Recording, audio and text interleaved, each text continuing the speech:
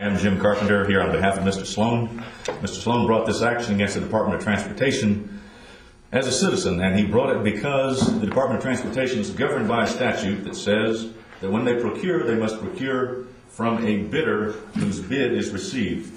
That statute is 575620, and it's mandatory. It says awards by the department shall be made in each case to the lowest qualified bidder whose bid shall have been formally submitted in accordance with the requirements of the department.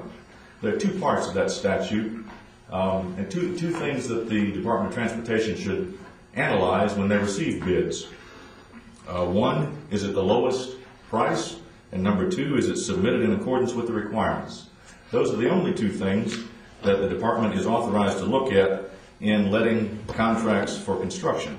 The statute is mandatory. It says shall be made. Mr. Sloan brought this action challenging three projects: the Carolina Bays Parkway, the Highway 170, and the Cooper River Bridge. Those were consolidated at the trial court level and were argued in cross motions for summary judgment. The trial court ruled that Mr. Sloan had public interest standing. The trial court ruled that he did not have taxpayer standing, but he ruled against Mr. Sloan on the merits of the case. The Court of Appeals, without oral argument, ruled that Mr. Sloan had neither taxpayer standing nor public interest standing. We petitioned for a rehearing, suggesting to the Court of Appeals that there was a fundamental difference between a bid and a proposal, and in their process of writing the opinion they had used the terms interchangeably and thought that perhaps they needed to look at that factual issue again. The court declined, and here we are on petition for cert. Procedurally, the Court of Appeals, I submit, imposed a number of impediments to taxpayer standing and to public interest standing, which are not warranted by the case law from this court or by sound analysis. The court found, one, that there must be something more, that a taxpayer must have something more than just being a taxpayer to bring an action about an illegal expenditure. The cases from this court do not subscribe to that theory. That theory seems to be one initiated by the Court of Appeals and not supported by the decisions from this court, such as Shalito versus the City of Spartanburg, or Brown versus Wingard, that dealt with the Greenwood travel expenses that were challenged by a taxpayer. They also, the Court of Appeals, adopted a de minimis rule, saying that if the taxpayer's interest in the process is de minimis, then that's insufficient to confer standing.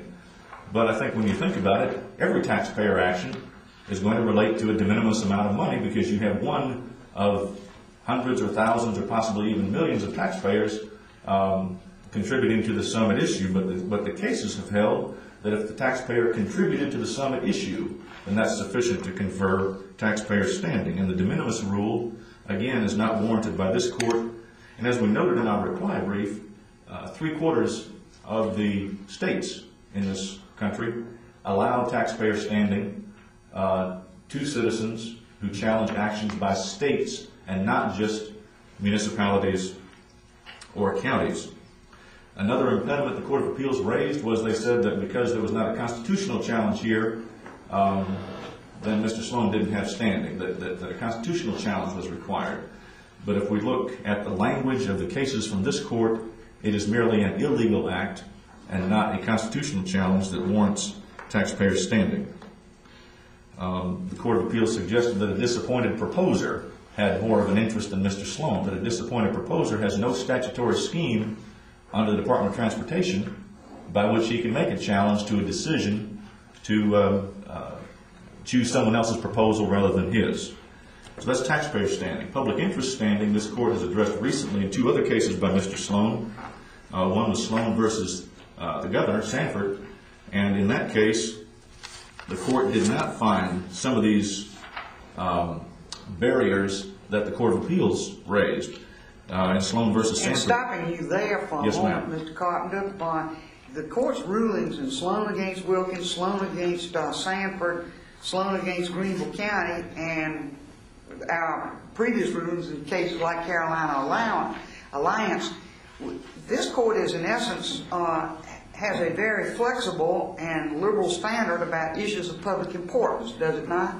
Yes, ma'am. And really, the taxpayer status type jurisprudence is so confusing across the country. Doesn't our public importance standard really solve the problem for a litigant like Mr. Sloan? In this case, it does, yes. And I think standing under either public interest or taxpayer. But the problem is, if the Court of Appeals decision is allowed to stand on taxpayer standing, then that's precedent out there that confuses litigants, because that's the only case that I know of that says all these barriers are and should be erected to taxpayer standing. So we're asking the court to address both. But if we just decided this case on the basis that under our view of public importance standing is met, we wouldn't really have to get into all the nuances of taxpayer status, would we? No, not necessarily to decide the case, no. But we were suggesting that the court do it anyway. But I understand. I understand, and I don't quarrel with that at all. And certainly the Court of Appeals staked out a definite point of view that we must grapple with one way or another. And this panel from the Court of Appeals, I think, was significantly different from another panel of the Court of Appeals. Judge Ralph King Anderson issued a good opinion on taxpayer. Well, it dealt with partly with taxpayer standing and partly with the request for proposal versus sealed bid process. He set out pretty clearly what the difference was between the two processes. In the Sloan versus the school district case at the Court of Appeals, the court issued a very good decision on taxpayer standing and how a taxpayer's interest is different from that of a disappointed proposer or bidder. And taxpayer laws are for the benefit of competitive bidding laws are for the benefit of taxpayers. And that was a well-stated and well-reasoned opinion, I would submit. Moving on to the substance of the case, or the merits of the case, 57.5-1620 tells the Department of Transportation to look at two factors. One is the cost, and two is, does it meet the requirements of the invitation for bids? When you compare that process with the one used by the Department of Transportation, you see that they're totally different processes. And if I could invite the court's attention to the documents in the appendix that point out the process that the Department of Transportation went through to decide who was going to be the contractor, I think you'll see a stark contrast. In the volume 2 of the appendix, on page 398 and following up through 401, we have the process that the Department of Transportation set out by which they would choose the contractor to build the Cooper River Bridge. And the first thing they did was say, we're going to have proposals. Now, in their brief, they admit that the proposal process is different. At the beginning of their brief, they admit that the proposal process is different from the bid process. But at the end of their brief, they say, well, they're really about the same. But here, I think we see in dramatic fashion all of the things that they were looking at other than just did it meet the requirements of the invitation for bids and what's the cost. Number one, they make a presentation. First of all, they submit a proposal with a lot of information in it. And then they make a 2-hour presentation to a committee. And that committee meets after these series of 2-hour presentations. And if you look at the top of the second column, they make rankings. They rank the proposals. And it says in the third partial paragraph right above criteria, ranking will be based on the proposal and on information gathered from the presentation. So a lot depends on how good your presentation is, both in the meeting, the 2-hour meeting, and also in the paperwork you submit to the Department of Transportation. They set out the criteria halfway down in the right-hand column. Qualifications and experience, 20 points. Cost proposed for the project, 40 points. Design concepts, 30 points. Project approach, 10 points.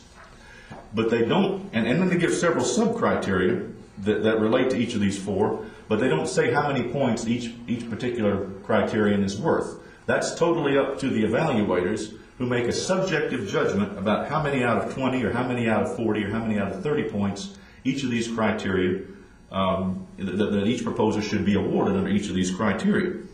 And the criteria themselves are subjective. This is most dramatically pointed out in criteria 3, the design concept, which is over on 399. The first one, sufficient artistic detail to accurately portray the project. Second, type of structure. Third, rationale used for selecting the proposed structure. Fourth, proposed construction methods. Fifth, architectural treatments or aesthetic features. Sixth, any innovative design features.